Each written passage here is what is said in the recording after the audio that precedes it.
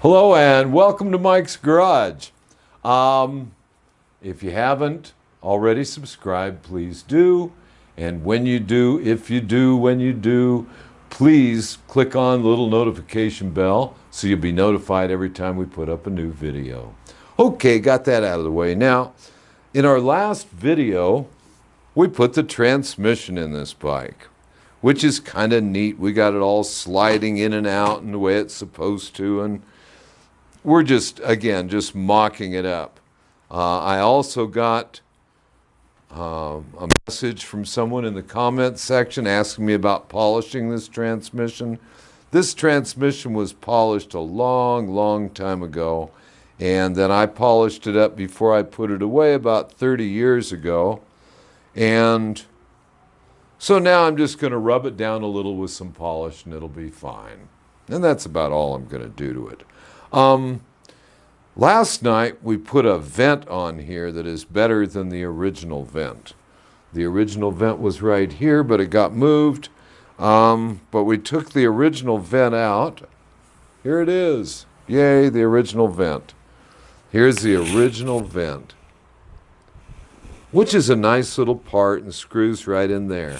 I was able to helicoil it to 1/4-24 size and put this accessory type vent in it that I don't even know where to buy one anymore. But what I like about them is if you're caught in a rainstorm or you wash the bike down with a hose, you don't get any water in the vent. I'm very fond of these. I have one on each one of my 4-speeds. It's the last one I have. I don't know where to get more. Someone will call me and say, or write to me and say, we found them. Anyway, that's a neat part. So we got that all done, and I thought, well, all we're doing is a mock-up. With a little luck, I'm going to have the front end next week.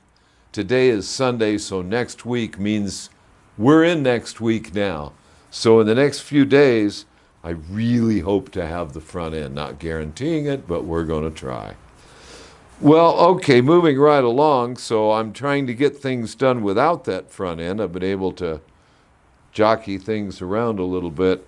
What I want to do is install the battery tray and the oil tank. So I dug up a good oil tank that I have. Ta-da, good oil tank. And the battery tray that I had with that oil tank, I think they both came out of the same bike. This is an original battery tray. And if you look at it, you can see it is rusted out all the way through. Well, I could put a lot of time into restoring this battery tray, and at some point I may actually do that. But today, I happen to have a brand new reproduction, so that's what I'm going to use. Now, these are a funny story to me. They've always been a funny story. I think Mike's showing this right now. This is the bottom side of the battery tray. And right here is a big dent in it. And I can remember years and years ago buying a new battery tray, and it didn't have a dent. And I went to put it on the bike, and it didn't fit because right here it didn't clear the clutch arm. Because when this thing is in place, the clutch arm, which runs across the transmission here, comes right over and out here, and this gets bent. So I've looked at a million of them on, not a million, but an awful lot of them on bikes. Taken an awful lot of them off, and they're all dented right here with a hammer, which means to me that it was an oversight when they designed this part, and somebody, I don't know who, probably someone who should be quite famous, would be on the assembly line and taking each and every one of these with a great big hammer and bending it. And I'm sure that's the way it was done. Somebody out there knows. There is a guy who's older than me, older than dirt, who knows the story on how somebody along the assembly line bent each one of these battery trays. Okay, that's enough of that beat up battery tray. I have a new one here. Makes me happy to have a new one, and we're going to put it in place. Please notice that the fender is removed. In order to put the oil tank in place, the fender needs to be removed. So that's why it is removed. So what we're going to do is we're going to take this here oil tank, and we're going to take this new battery tray, which I have not beaten to death yet. And we're going to take these parts, and it's going to be real easy to lift them into place. Now I had a towel out here, here it is, that I'm going to set here just to keep from scratching the back or the bottom or the top of the transmission with all of this stuff. Now I'm not being real careful because quite honestly none of this stuff is ready to install for the final time. So what happens right here, there's a bolt that goes through here. I need to get two somethings. I have no idea what those two somethings are. I have no idea what that is. What? Yeah, normally when you're doing this in the final assembly, that was cameraman Mike telling me, yeah, it takes two people to do this. Yes, that's the way it should be done. I worked with a guy for so many years that we could actually do these things together without speaking. And it was pretty funny, I understand, to watch us go through all the gyrations of assembling this stuff together. But it was really fun to do. And we did it a lot. Okay, now there's a spacer goes under the battery tray on both sides, and the bolts come down and thread right into the frame. And these are bolt sets that I bought just for this purpose. So when you're doing this, if you've got it all padded up, you don't have to worry about tearing it up. Because obviously this oil tank is going to be freshly painted. The fender will be freshly painted. The frame will be freshly painted. It'll be maddening to put together. But with help, it's not so bad. So these two bolts, these two front ones, hold the front of the oil tank and the battery tray. So they're just stacked on top of each other. And then we go to the back of the oil tank and we put on this little bracket. This one is really rusty, but it's a nice original bracket. What I will do is soda blast it, and after soda blasting it, I will paint it and bake it, and it needn't be chrome. I'll be perfectly happy to have it black. But see, this goes into here. This is one of those gazintas. The battery tray is on the bottom, then comes the oil tank, then comes this bracket. And by doing that, I think I'm showing the easiest way to assemble this stuff. In fact, it could have even been assembled before I set it in. But that's all right. We'll get the nuts onto these.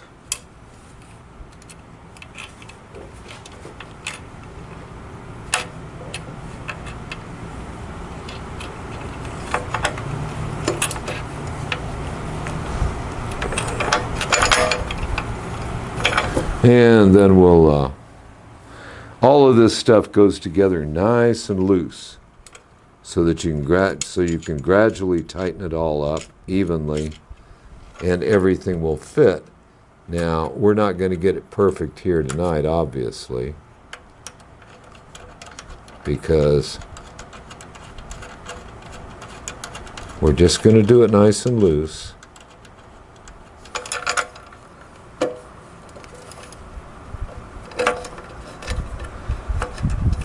There, we've got those in place now. Now the next thing, kind of weird to see it just hanging there, because once it's in place, it's going to come up like this. We're going to want this line straight. We're going to straighten all these things up in the final assembly of it. But this bracket here at the back of the oil tank that we just put on is going to the fender. So here comes that wonderful little bobbed fender. This is a genuine Harley Davidson fender off of either a knucklehead or a big flathead.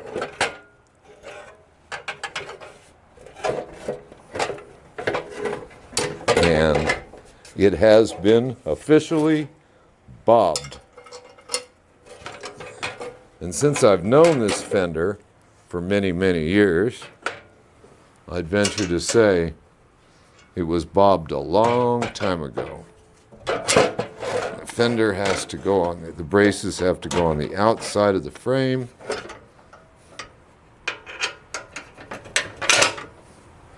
And there they are. Wait a minute, there it is. I do like that better. And so we'll get the nuts and washers on here. I don't know if you can see any of this in the video, but these are nice replicas of original hardware.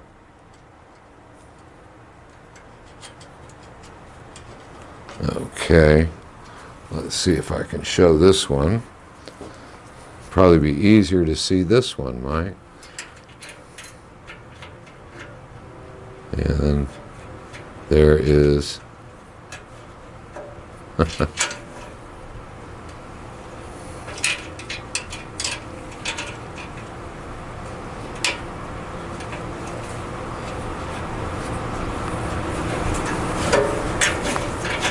and that one looks pretty good. It needn't be tight for our purposes right now. So what we've got is we've got the fender only attached at the rear braces here. In fact, we only have rear braces on this one, or the midway brace, because the rear brace went away with the section of rear fender. So now we'll grab a bolt just to put in here and hold it in place. So I'm going to bring that fender up.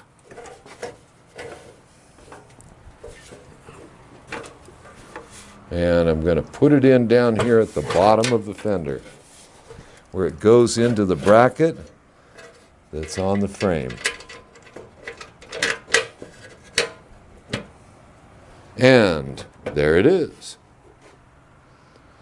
Now, we have other things to add, and just for the purpose of putting this together kind of quick-like, I'm going to put in a bolt here, and one on the inside of the battery bracket. There it is, battery box bracket, that little bracket that we were holding there.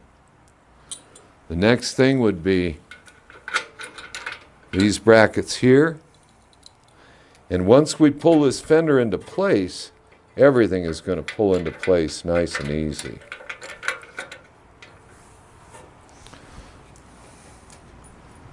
Again, what I'm really showing this for is just to show the order of installation, to make it easy.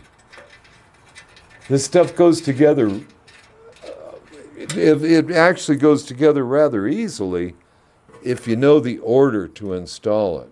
By doing it in this order, the whole thing goes together pretty nice. So now we have these brackets installed here. I had another pair of them, and they looked pretty bad, and I found a nice pair of them here in the parts room that were better than the ones I was about to use. Had people cringing at the old ones. I was just going to paint them black. I didn't much care. But here we have a nice new chrome pair. And we'll get these all in here.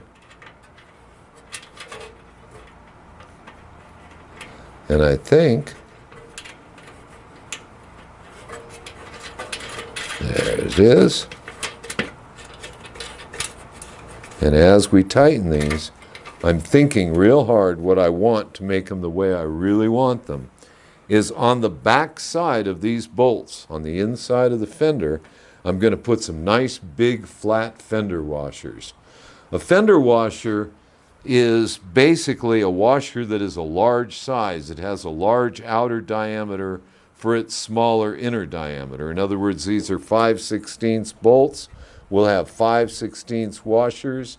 That is, they'll have 5/16 holes in them, but they'll be bigger, maybe 7/8 of an inch in diameter. And when we put them against the fender in here, it's going to make for a much nicer solid mounting. So there that is. Now, when we get the bolts attached down below properly, can you show inside the oil tank here, Mike?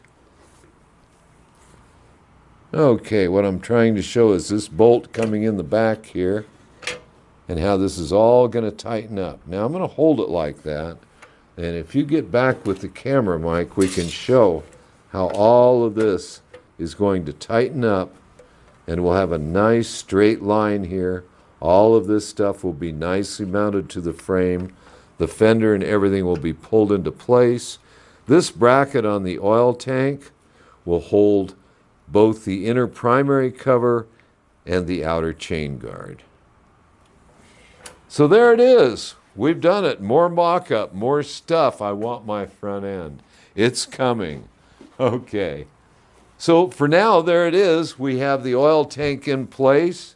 I can just sit here and play around and just tighten things up until I can check it and make sure that I can achieve the kind of lines that I want here, that everything goes into place in an orderly manner. And this fender will have to be fitted probably 4 or 5 times before it's done, before it's ready to paint and put on for the final assembly. So there it is for now. I thank you for watching, and next time maybe we'll have the front end. So until then, I'll see you out on the road.